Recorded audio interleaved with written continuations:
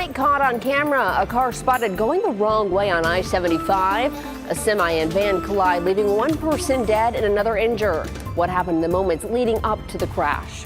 Plus, a shakeup in the Lucas County Board of Revision. We dig into why Anita Lopez is off the board following the error of property revaluations. And an alert day in effect tonight through your Thursday morning, tracking icy impacts. I'll have the timing coming up next. Kaylee.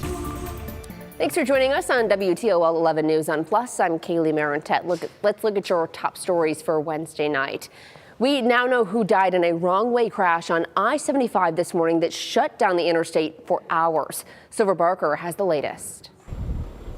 We have a white Chevy Express van flipped. It says that it's now on fire. Our crews were there as firefighters rushed to put out that fire. This is the aftermath of the deadly crash on I-75, leaving the driver of this van dead and another hurt. We also did get a GB saying that there was a car going on the wrong side of the road. I-75 south at mile marker 209. Moments leading up to the crash show a man in a van getting on I-280 at Seaman from the wrong direction. But that was just the first wrong turn. We now have people reporting 2 semis are on fire and there's a victim laying on the ground.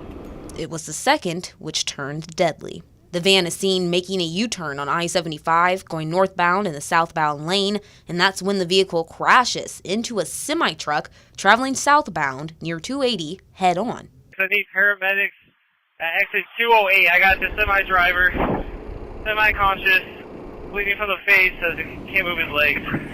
3-5. And while the semi-truck driver was taken to the hospital, Toledo police say the driver of the van, 35-year-old Brandy Pierce from Toledo, was pronounced dead at the scene.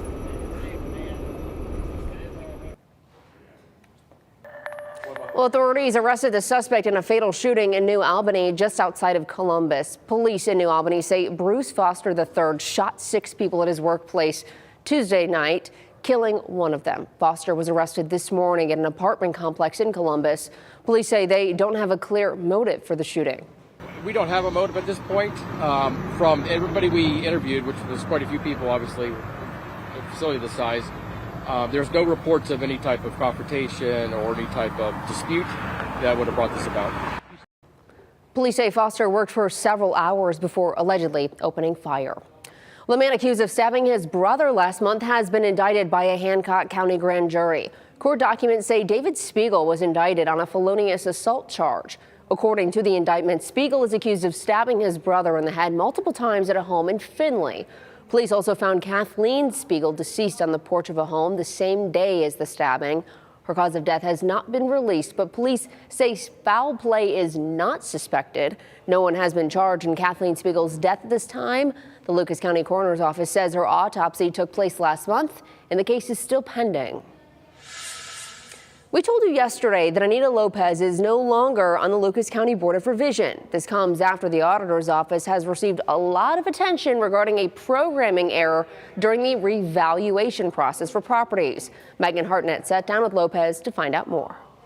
Former Lucas County Auditor Anita Lopez says during the 16 years she was auditor, the office's credibility was never questioned. The only thing that is different is the new auditor. She says she has concerns about the programming error that led to more than 1,400 Lucas County properties to have overinflated property values. She joined the Board of Revision at the beginning of this year and says the programming error was known about before it was disclosed to the public. I did not know that the glitch officially had been well known in October of 2024 until I received an email that Katie Moline had sent out that she knew the glitch existed, she knew there was a problem. Auditor Katie Moline says when doing informal reviews in the fall, some properties had values that seemed incorrect, which caused the auditor's office to start to investigate if these were outliers or if there was a larger problem like a programming error. We wanted to make sure that we weren't sounding the alarm or causing panic or doing anything like that.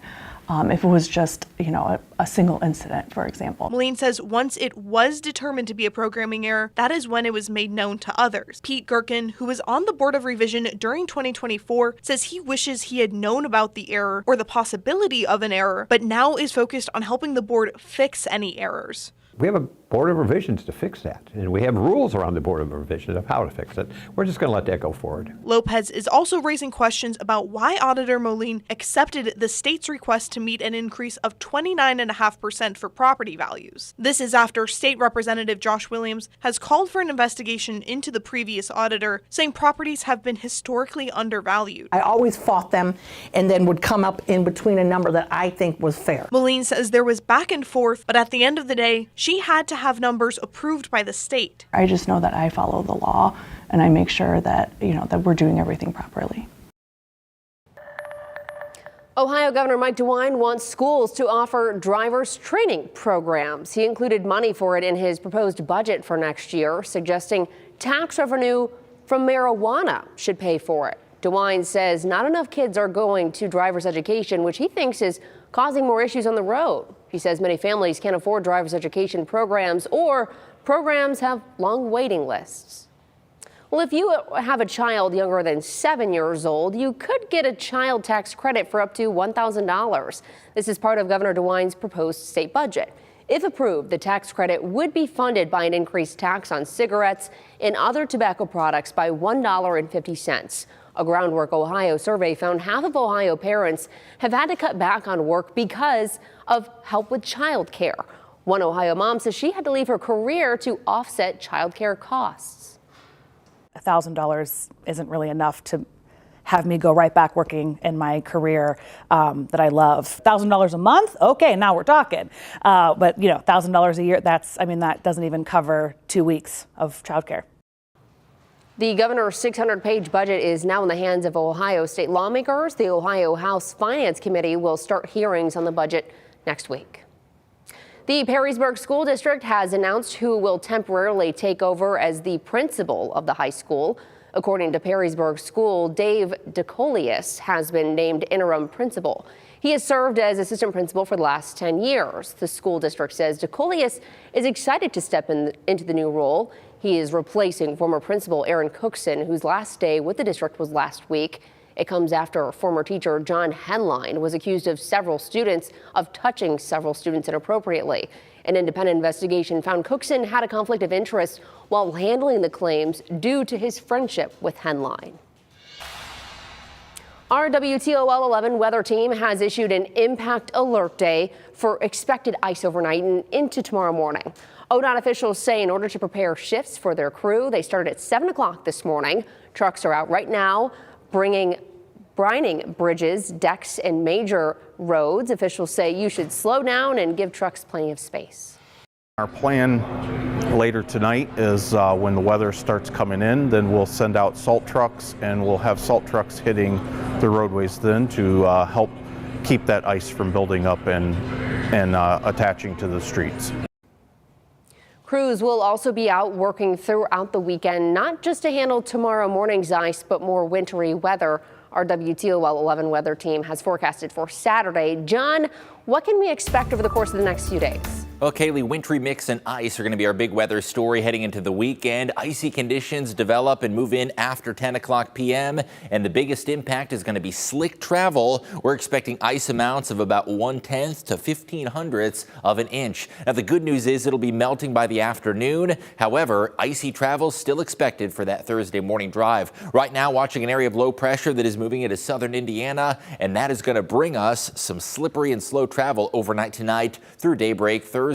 Dry weather across northwest Ohio and southern Michigan, so we have a nice window of dry weather continuing for several more hours. Although look at those temperatures well below the freezing mark, even south of Toledo, and that is why we're expecting freezing rain that'll be melting on impact. There are currently winter weather advisories in place starting at 10 p.m. and continuing through 10 a.m. Thursday, so it is really that 12-hour window when travel is expected to be the worst late this evening through Thursday. The hour-by-hour timeline by 10 p.m. starting to see some pockets of freezing drizzle move on through, although it's really after midnight that I'm expecting conditions to deteriorate quickly. Widespread steady freezing rain is going to be likely for several hours from about midnight to 4 a.m. and by daybreak we are expecting ice to gradually be easing up. Temperatures are going to be warming up throughout the day, and that should contribute to some melting by midday.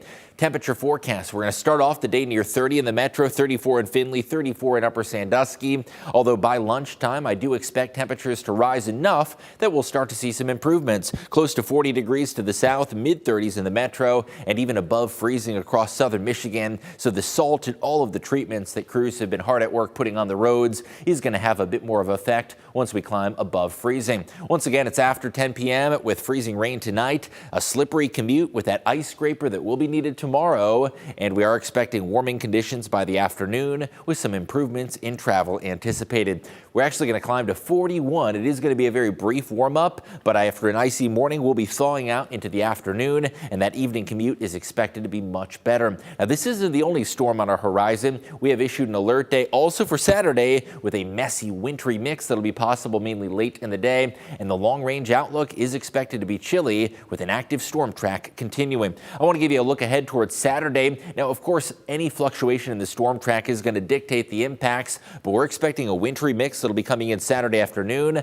That pink color indicates an icy mix across northwest Ohio. Now, this one could contain a little bit more wet snow, especially right along the state line and also north of Toledo, where snowy impacts may be felt the most. That alert day extends through the morning hours on Thursday. After an icy morning, we are going to climb well above freezing into the afternoon, and the alert day should be expired by the 12 noon hour. Dry weather Friday, another alert Saturday for that icy, messy mix. Super Bowl Sunday brings some nice dry weather, and we do have a several-day stretch of dry conditions. Could see some snow showers Wednesday and Thursday, although that appears to be a very low-impact storm system. Dry Valentine's Day, and I am watching another system, day 10 of the forecast, that could bring us a bit of rain and a bit of snow. We'll have the latest forecast updates and impacts coming up on WTOL 11 News. We'll see you coming up tonight. Kaylee? All right, thanks, John. We're getting a look tonight at enrollment numbers for both BGSU and the University of Toledo. Bowling Green has seen a 4% increase in the number of freshmen, while University of Toledo had lower enrollments this year. UT officials say while the total number is down, they are keeping more students enrolled. Whether it's math or English or some other things where they're a little bit underprepared. We do really well with those based on many factors. So some is just the type of school we are, the programs we offer, but also the support services that we provide for those students and helping them get through. Ohio Governor Mike DeWine's recent 2-year budget proposal includes incentives to help Ohio University enrollments. A local filmmaker's latest project is Hollywood bound. Filmmaker Anthony Wright's new movie, The Ride to Nowhere, was filmed with local actors and shot in multiple iconic spots around Toledo. The movie is now set to screen at the historic Chinese Theater in LA as part of the Golden State Film Festival. It's a huge moment for the young director and his cast, who say it's a privilege to be a part of the event, but the young director says he knew the film would be popular. Wright and the crew are flying out to the festival on the 20th, but they're also working on ways for you to stream it at home.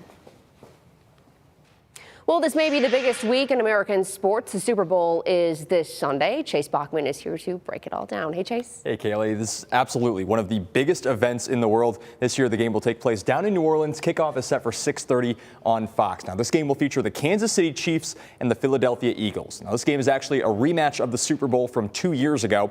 If you remember, in that game, the Chiefs won it 38-35. I do remember that. And there is a former UT Rocket. Well, there's actually one on Philadelphia, too, that I know of, but there is one on the Chiefs looking for a Super Bowl ring. Absolutely. We have Quinyon Mitchell on the Eagles. We have Dallas Gann on the Eagles practice squad, but Kareem Hunt, he's back with the Chiefs this year, hoping to get his first Super Bowl ring. Last season, the Chiefs won the Super Bowl for back-to-back titles, and now the Chiefs are looking to win a third straight Super Bowl. That has never been done before in the modern NFL. In fact, no team who has won back-to-back Super Bowls has ever made it back the very next year. So the Chiefs already have made history with the postseason run they've been on. They have not lost a playoff game, Kaylee, since 2022. It is just an incredible, historic run that they have been on.